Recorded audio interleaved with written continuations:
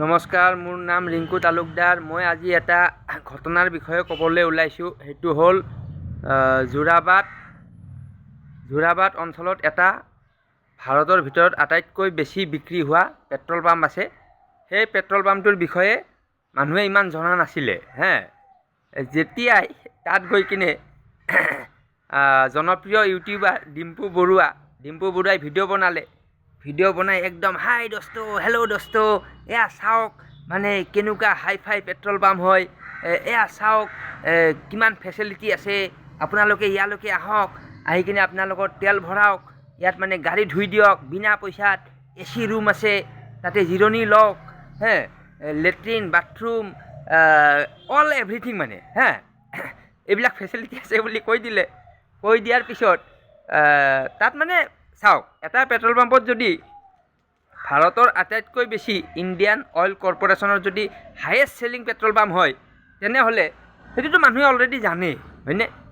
তাত আৰু এনে হাই দোস্ত এনেকৈ কৈ কিনে চিঞৰি মানে মিডিয়াত ইউটিউবত দেখাই দিয়া কোনো প্ৰয়োজন নাই, হয়নে?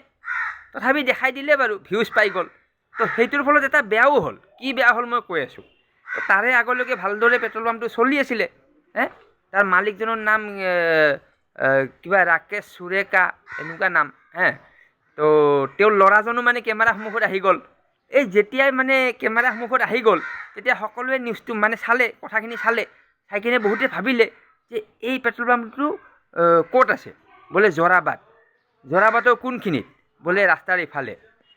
এইটোতো মেঘালয় পৰে। তেনেহ'লে এই টেক্সটো কোনে পাই আছে? এইটোতো মেঘালয় চৰকাৰে পাই আছে।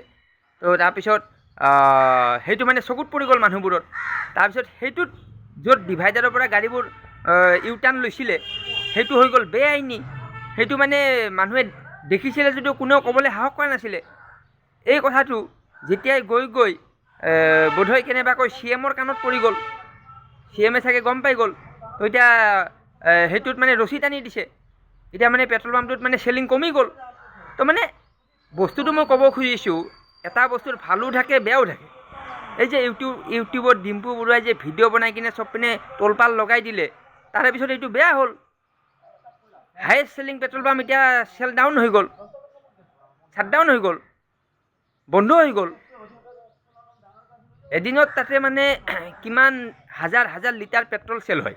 তাত এতিয়া গাড়ী ইউটাৰ্ণ লৈ কিনে তেল ভৰাবই পৰা নাই, কাৰণ তাত ৰছী টানি দিছে। তো এইকাৰণে এনেকৈ হেই দোস্ত কৰি মানে চিঞৰ বাখৰ কৰি তোলপাল লগাব নালাগে। তাৰ ফলততো বেয়া হৈ গ'ল, সুৰেকাৰ লোকচান হৈ গ'ল।